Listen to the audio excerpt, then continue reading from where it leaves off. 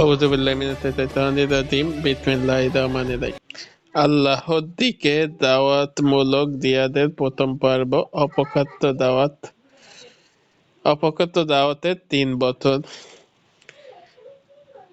সূরা মুদাথ্থিরের আয়াতগুলো নাযিল হওয়ার পর রাসূল আকরাম সাল্লাল্লাহু আলাইহি ওয়াসাল্লাম দাওয়াতি কার্যক্রম উদ্বোধন করলেন, কিন্তু তৎকালীন আরবের পরিস্থিতি একটু তলিয়ে দেখুন। আরবরা ছিল একটা হিংস্র বর্বর জাতি। দিন ও ধর্ম বলতে তারা কেবল মূর্তিপূজা, প্রতিমা পূজাকেই বুঝত। তাদের কাছে এর বিশুদ্ধতার দলিল ছিল একটি, তাদের বাপ দাদাদের কাছ থেকে মিরাজ সূত্রে তারা এটা পেয়েছিল। আত্মগর্ব আর অহংকার ছিল আরবীয়দের তৈরি প্রধান ভূষণ। এটাকে তারা উত্তম ও চরিত্রের মৌলিক তত্ত্ব বলে স্বীকৃতি দিয়েছিল। তরবারির ছিল তাদের সকল সমস্যার সমাধানের মূল চাবিকাঠি। যেকোনো তালা খোলার প্রয়োজন হলেই তারা এই চাবির রাজাকে ব্যবহার করত।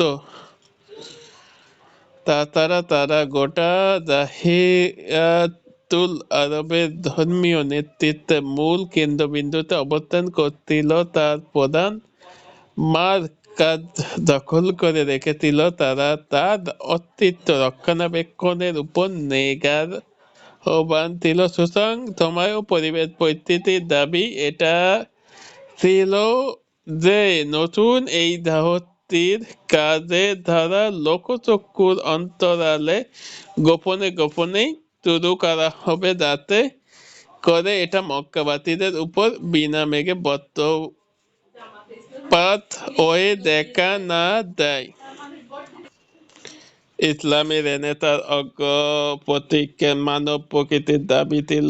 নবী করিম সাল্লাল্লাহু আলাইহি সাল্লামের এই নতুন দাবিয়াতি পয়গাম কার্যক্রম সর্বপ্রথম তার সবচেয়ে কাছের মানুষ, পরিবার, পরিজন ও বন্ধু-বান্ধব ও কাছেই তুলে ধরা হবে। এই কারণে নবী করিম সাল্লাল্লাহু আলাইহি সাল্লাম সর্বপ্রথম তাদেরকে ইসলামের দিকে ডাকলেন। যার মধ্যেই তিনি কোনো শুভ লক্ষণ দেখতে পেলেন, তার কাছেই তার দাওয়াতের কথা তুলে ধরলেন। তবে এটা ছিল তাদের মধ্যে সীমাবদ্ধ।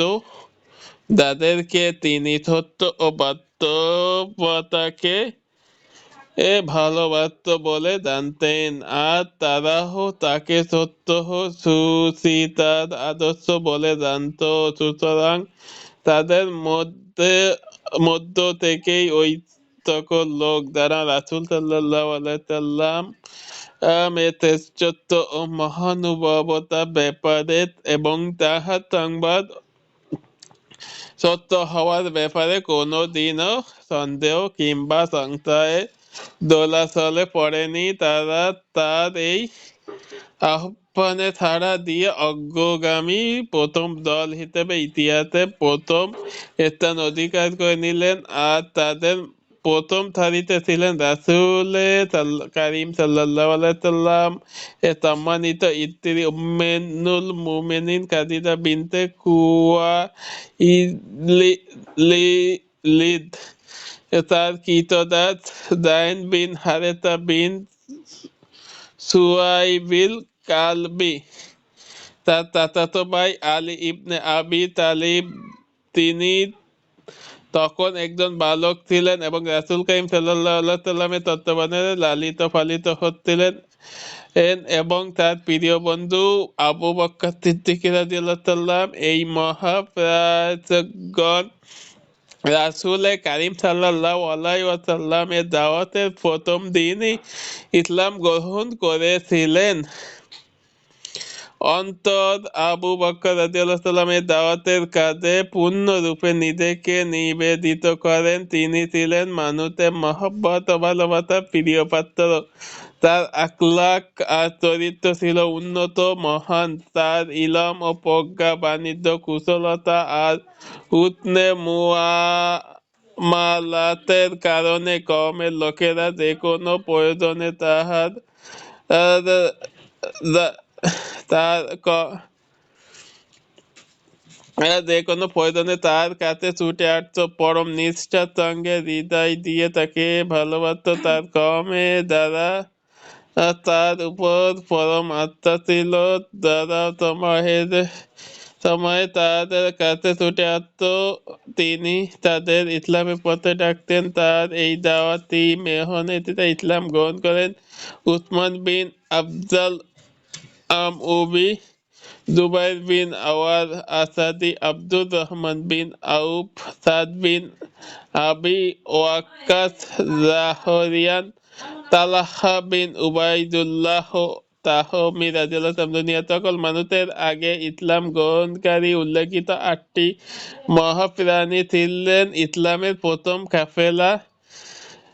ইসলাম রবির প্রথম আলো ছটা। এরপর তাদের একই পথ ধরে এগুলেন বনু হারিস বিন ফিহরে, আমিনুল উম্মাহ আবু উবাইদা, আমির বিন জাহরা রাদিয়াল্লাহু তাআলা, আবু সালমা বিন আব্দুল আসাদ মাকরুবি, তার স্ত্রী উম্মে সালমা, আকরাম বিন আবু আকরাম মাকরুমি, উসমান বিন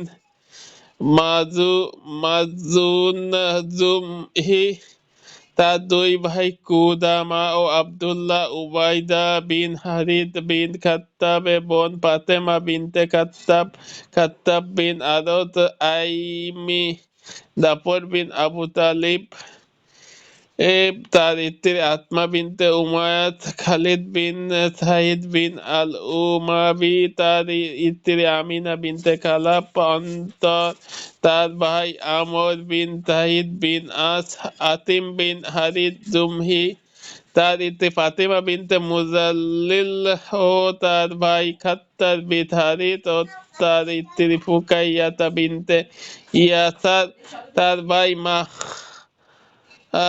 বিন হারিস, মুত্তালিব বিন আজহার জুহরি, তার স্ত্রী রমলা বিনতে আবু আওয়াল ও নুআইম বিন আব্দুল্লাহ বিন নুহাইম রাদিয়াল্লাহু তাআলা তার সফরে ছিলেন এবং কুরাইশ বংশের বিভিন্ন গোত্র ও কবলে অন্তর্ভুক্ত।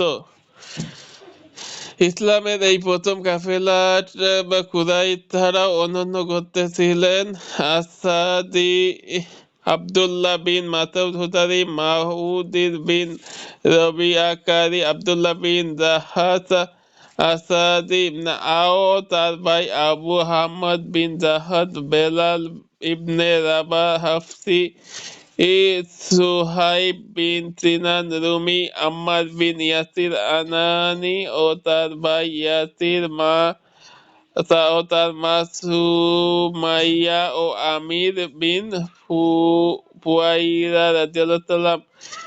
উপরে তাদের নাম উল্লেখ করা হয়েছে। তারা ব্যতীত নারীদের মধ্য থেকে ইসলামে প্রাথমিক কাফেলায় ছিলেন উম্মে আইমান, বারাকা, হাফসিয়া, আব্বাদ বিনতে আব্দুল মুত্তালিবের স্ত্রী উম্মে ফজল, লুবাবা, কুমতে বিনতে হারিস, হিলাইল্লাহ ও আসমা বিনতে আবু বকর সিদ্দিকী রাদিয়াল্লাহু তাআলা। এই মহাপ্রাণ মানুষগুলো ইসলামের ইতিহাসে ইসলামী নেতা অগ্রপথিক নামে প্রসিদ্ধ। ইতিহাস ও সিরাত গ্রন্থগুলো অধ্যয়ন ও গবেষণা করে দেখা যায় এ ধরনের মহাপ্রাণের সংখ্যা ছিল নারী পুরুষ সব মিলিয়ে 230 জন, কিন্তু একথা নিশ্চিত করে বলা যায় না যে তারা কি প্রকাশ্য ইসলামী দাওয়াতের কার্যক্রম শুরু হওয়ার আগে ইসলামী গ্রহণ করেছিলেন না ইসলামের দাওয়াত প্রকাশ্যে ছড়িয়ে পড়ার পরে।